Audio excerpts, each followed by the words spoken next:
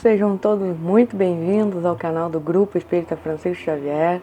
Se inscrevam em nosso canal, curtam os nossos vídeos, compartilhem com os irmãos a Boa Nova. E lembrando que agora temos o nosso site, né? Então acessem lá www.gefx.com.br.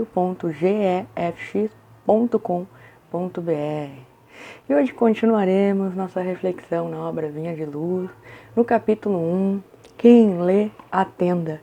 Uma frase dita por Mestre Jesus, na referência ao Evangelho de Mateus, capítulo 24, versículo 15.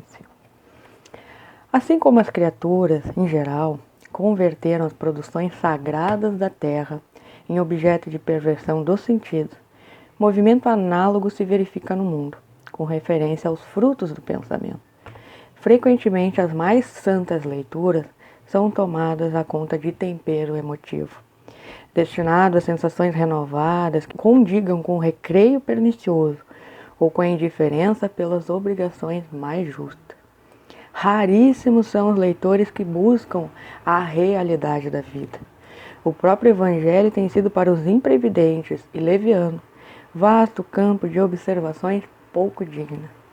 Quantos olhos passam por ele, apressados e inquietos, anotando deficiências da letra ou catalogando possíveis equívocos, a fim de espalharem sensacionalismo e perturbação? Aliam com avidez as contradições aparentes e tocam a malbaratar, com enorme desprezo pelo trabalho alheio, as plantas tenras e dadivosas da fé renovadora. A recomendação de Jesus, no entanto, é infinitamente expressiva. É razoável que a leitura do homem ignorante e animalizado represente conjunto de ignominiosas brincadeiras. Ignominiosa significa desrespeitosa, infâmias. Mas o espírito de religiosidade precisa penetrar a leitura séria, com real atitude de elevação. O problema dos discípulos do Evangelho não é de ler para alcançar novidades emotivas ou conhecer a Escritura para transformá-la em arena de esgrima intelectual, mas o de ler para atender a Deus, cumprindo-lhe a divina vontade.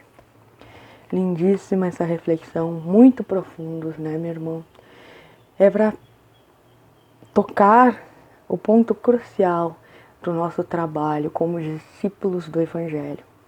Não à toa, esse é o capítulo 1 desta belíssima obra, porque é para refletirmos do quanto é importante nós nos instruirmos, porque somente nos instruindo conseguiremos atender à vontade de Deus. Mas, sobretudo, nos instruindo com um espírito de religiosidade, é que conseguiremos atender com maior fidelidade à vontade de nosso Pai. Esse é o grande desafio a que estamos sendo proposto, irmão. O espírito de religiosidade está muito linkado com o principal propósito que nós temos que ter na nossa conduta, no nosso pensamento. É amar o próximo como a si mesmo, né? Trazer o bem em todos os nossas vontades, em nossos sentimentos, e assim estaremos com certeza mais próximos de Deus. Nós temos que compreender aquilo que estamos lendo e aquilo que estamos aprendendo, né? Junto à doutrina, como os discípulos do Evangelho, sem temperos emocionais, como ele coloca aqui, né? Os temperos emotivos, senão se torna personalismo. E aí nos desvirtuamos da verdadeira missão do Evangelho em Cristo. A questão 625 do Livro dos Espíritos não coloca isso, né?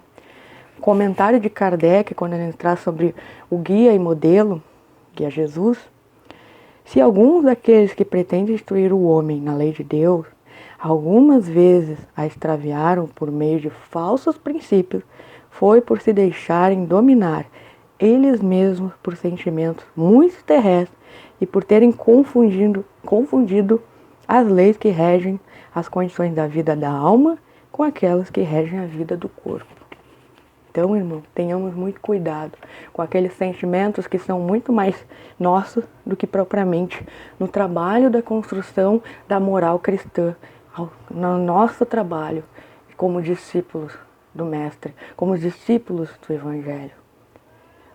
Não foi nos ensinado a letra do Evangelho para criarmos campos de batalhas intelectuais. Não, irmão.